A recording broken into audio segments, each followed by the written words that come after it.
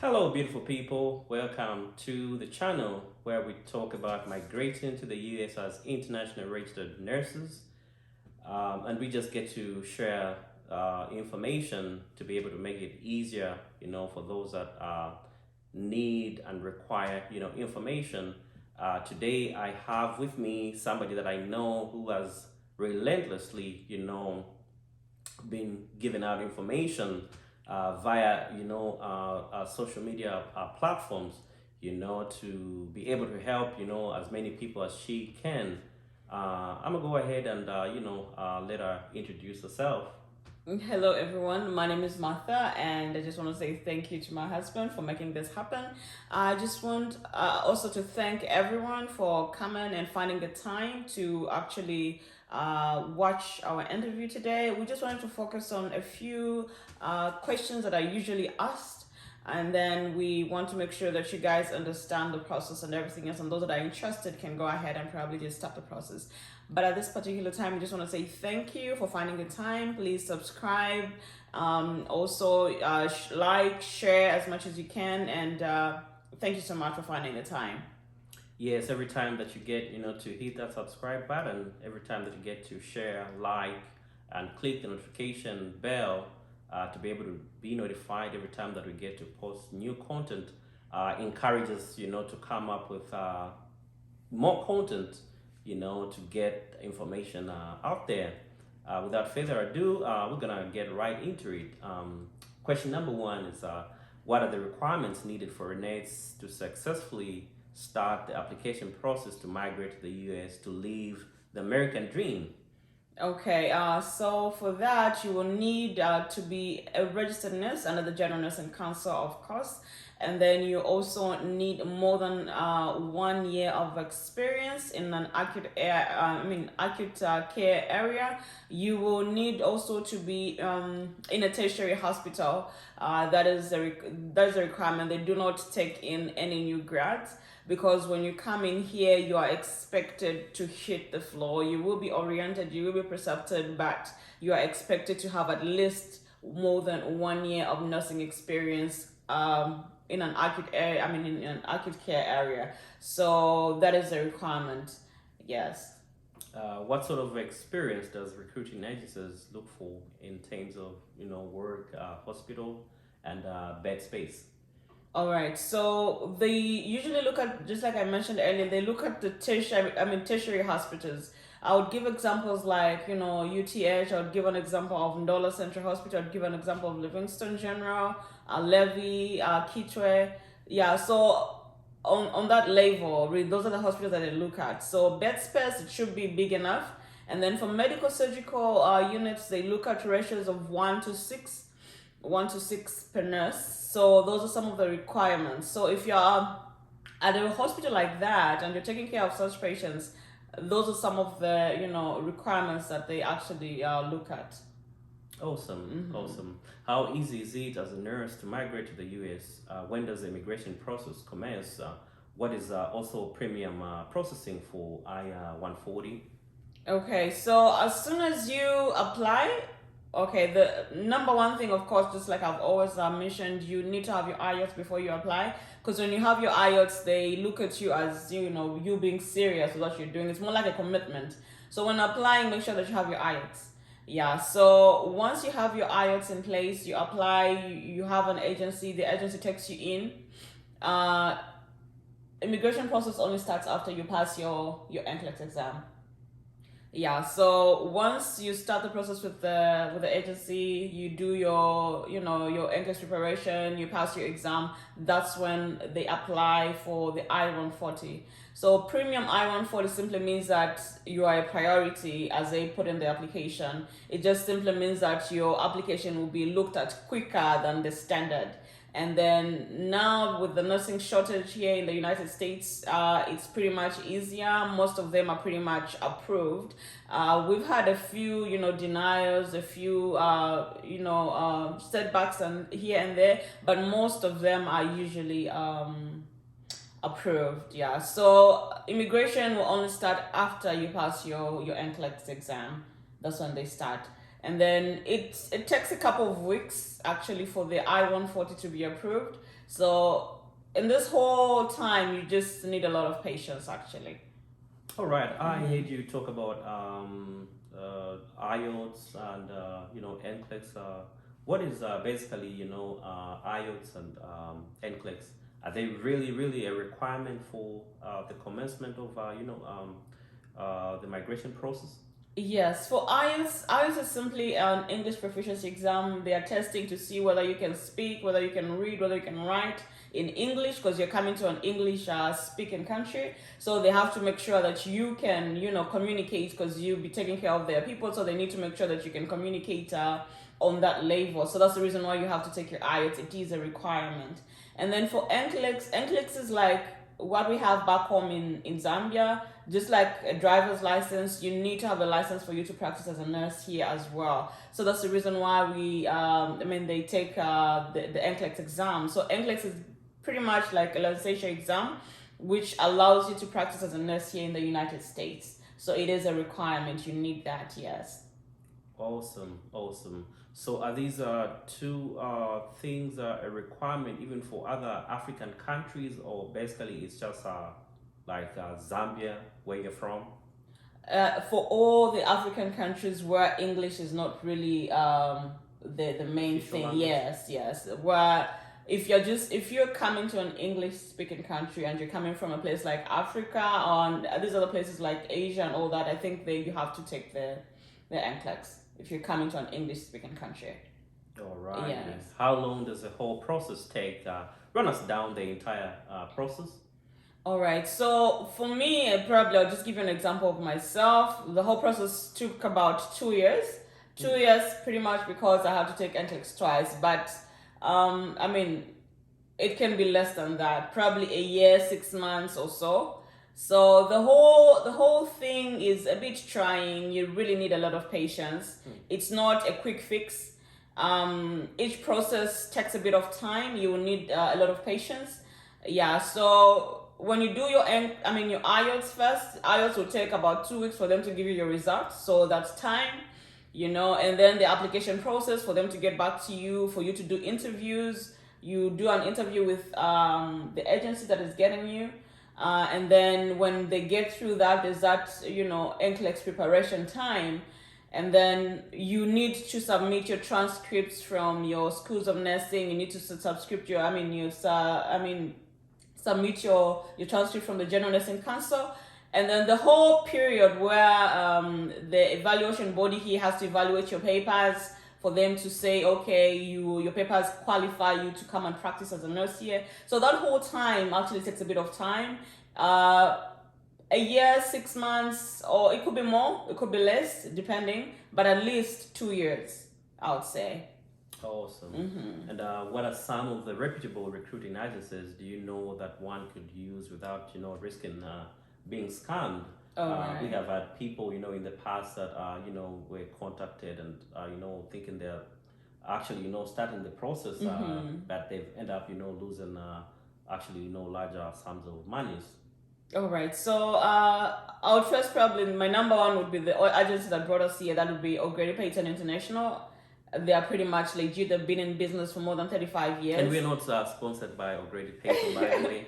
All right, thank you for that. Yeah, so that is the agency that brought us here. So definitely to be number one. And then also know of Avant Healthcare Professional, because pretty much I've had friends that have come here using that. Yeah, and then there's also Adavia. I know of Shearwater. I know of Worldwide. And then there's also West South. There are so many others that others would actually require you to have NCLEX already before you apply, and then others would actually require you to have a bachelor's degree.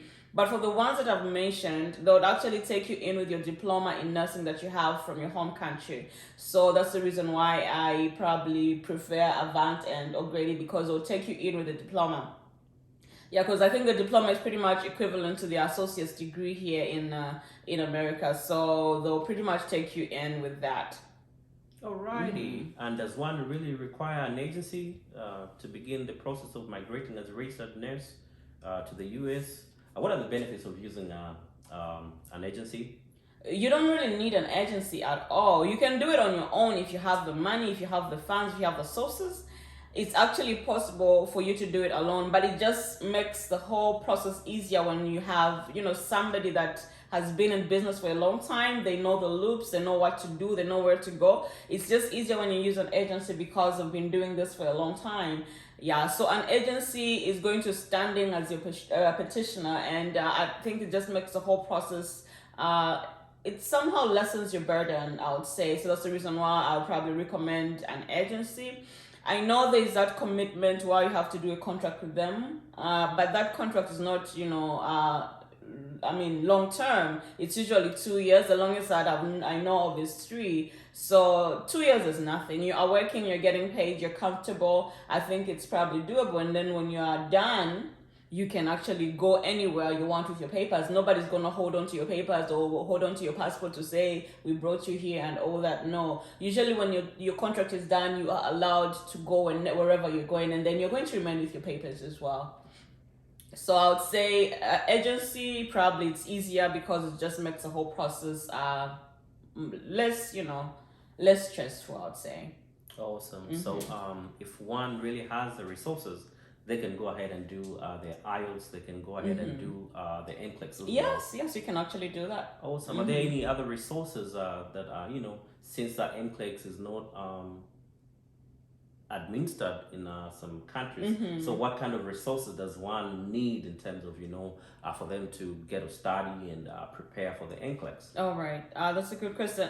Usually, there are books, of course. I recommend Saunders. Saunders is a great book. It's easy. It's well articulated. That's one textbook that you probably need to get. And then I've also noticed that actually most of our nursing school libraries actually have the Saunders textbook, so it's possible to get that book. And then there are also, programs, subscriptions that you have to pay, like, Kaplan. You can do Kaplan. You can also do UWorld. There are so many. We are not really sponsored by any of these, but these are pretty much the common ones that people use and have been successful. So once you subscribe, they help you through. They give you information. You are put in the online program where you get to do the classes and all that, and then after some time you are assessed as to see where you are and if you are able to take the NCLEX and be able to pass. So those are some of the resources that one can use. Awesome. And how is work for nurses compared to where you've been or where you're coming from? What is the most challenging part, or what was rather the most challenging part for you? All right. So of course, the beginning is a bit rough. You're trying to adjust. I would say nursing is the same anywhere else. A bedpan is a bedpan, injecting is injecting wherever you're going to go. But there are just certain things that you have to learn, the way our setup is back home is totally different with the setup that, I had found here. So the first 6 months, I just had to learn pretty much, equipment, how beds operate, how there are IV pumps and just pretty much all that, and then how to also relate with our patients. Pain management here is a big thing, so you have to know what is expected of you, how to manage pain. So the first 6 months was a bit rough, a bit stressful, having to learn all that, but I would say it's something doable. Yeah, it's something doable because you have support.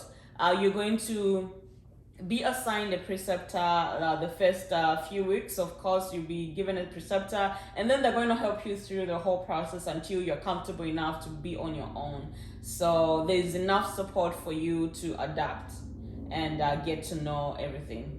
Wonderful. And can one possibly migrate with their families if, let's say, one is married, got children and a husband? Is it possible that they can migrate and join, the one that is processing for migration? Yes. I would just encourage everybody to just, if you are coming in with a family, just ensure that you start this whole process together, and then ensure that if you're applying and including your dependents, let everything be done. Even though you intend for your family to join you later, just have everything done, apply and include them right at the beginning so that you don't have to do it again at some point. So when you're applying and doing your I-140, submitting all the documentation, I would encourage everybody to put in all the paperwork that they need to put in with everybody else that they want to, come and join. So it is very possible to come in with family. I know there are certain agencies that would want you to come alone before, your family can join you because there's a class. Like I know Avant will do 6 weeks of class, so they would want you to be alone during that class time because you are pretty much in an enclosed area. It's more like they don't really give you enough space for you to be with your family, so you need to be alone at that particular time. But it's only about 6 weeks. If you have family here in the United States, you can actually come with your family and have them stay there until you're done, and then you let them join you at a later point. But with O'Grady, we don't have that period. You come in, you start work, so it's very possible to come in with your family provided you have the funds actually to buy them airfare and accommodation and all that. Awesome, awesome. So after having successfully, completed all the processes, all the requirements that are needed for you, to migrate to the U.S., what sort of documents do you and the dependents get to have? Or what sort of documentation that we get to have that legally, makes you stay and leave. okay. America. All right. So once everything else is done, you'll be given a social security card for everybody, your dependents, yourself. You also be given green cards. Yeah, so for everybody. So meaning that if you come with a spouse, the spouse can also work anywhere, can, do pretty much do anything with the green card because you have the ability to, work and do what you need to do to make a living. I think you'd probably just talk about yourself when you came in, you joined the military and did all that as well. So it's very much possible. Awesome, awesome. And what are some of the things should one, brace themselves coming with their families? You need a bit of money, of course. Because the first What's a bit of money?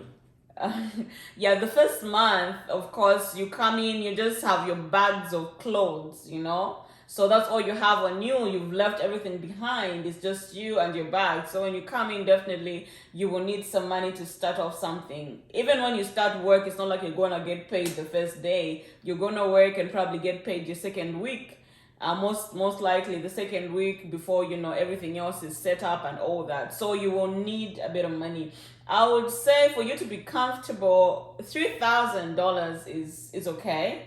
Yeah, but if you are all that, you can have more. You can have 5. You can have 10,000. But I know people that have had less than that and still managed to pull through the first few weeks before they got their first salary. The main thing is definitely rent. Of course, before you come here, you have to apply for, accommodation, and at least you know how much you're paying your rent for, and then that's the main thing. So the other thing is that most agencies would actually help you with a month's rent, actually, because they know, it's a bit cumbersome. Most agencies would actually loan you. It's interest free. They'll loan you probably a month's rent and help you just, fit in and just adapt. So the first month, of course, that's what the money is needed for. You will need to buy food. You will need probably transportation from A to B before you get yourself together. You will need pots. You will need beddings. You need all that. So you will need the basics. You will need the basics. Yeah. So you will need that money. It's for you to settle in. You're not giving that money to anybody else. So that's your money. So you will need to save up. The whole process takes about 2 years. So within that 2 years, you should be able to plan and save enough actually and prepare you for that. Yeah, if I was able to get you right, I think that's one of the benefits of having an agency, do some of the things for you, in that they help you prepare a place for you to come and stay. When you come, especially with with your family, they'll probably rent out an apartment for you. All that you get to do when you come is probably come and sign the lease, and everything. Otherwise, like a place where to stay, everything is on the most part sorted out.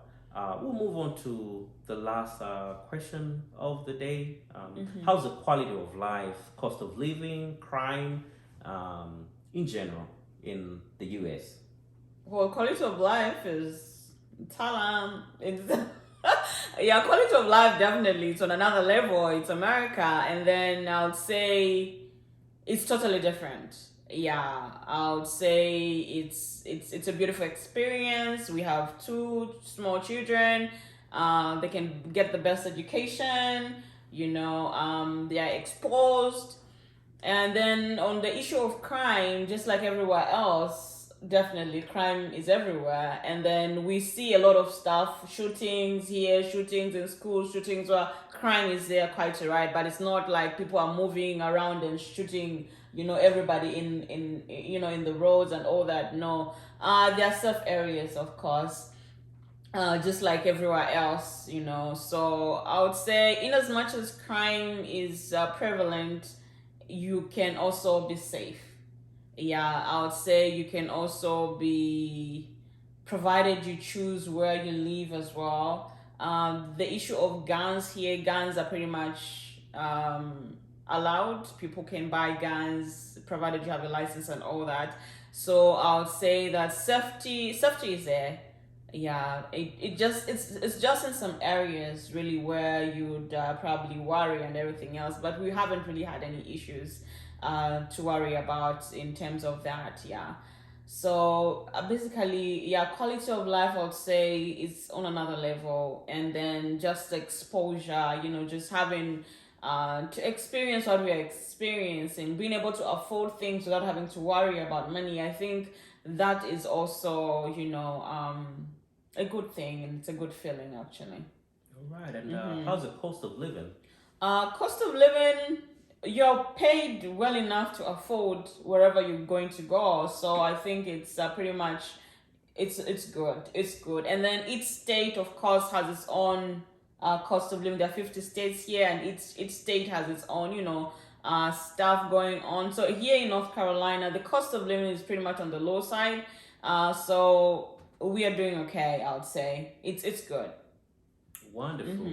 And does one get to choose the state that they want to go to, or this is actually done by the agent themselves? Alright, so when you're in your home country, like it was, you are they evaluate everything for you. They know that Martha can work in a medical surgical unit, and then they have hospitals in different states that are affiliated with the agency. So they'll give you a few, the available hospitals that they're affiliated with, and then you do interviews with them.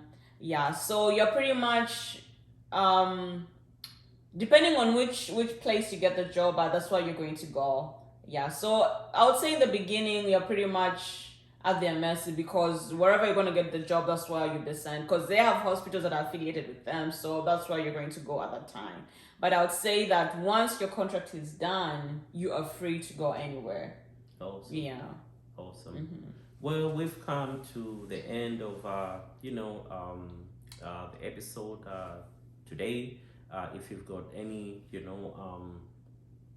further questions that we haven't covered or we haven't tackled today, please just put them in the comment down below. We'll be able to respond to you as soon as we can. And to support the channel, please don't forget to subscribe, share, like, and turn on the notification bell so that you are notified every time that we get to upload a new video. Any last remarks? Well, I just want to say thank you for finding the time to, prepare this whole thing, and thank you for the support. And to everybody watching, I would also say that this is a great opportunity. Do not sit on it. If you can, I know it's not for everyone. If you can and you're interested, please start the process and just get it done, and come and join us. It's a great experience. And then home is home. When it doesn't work out for you, you can always go back.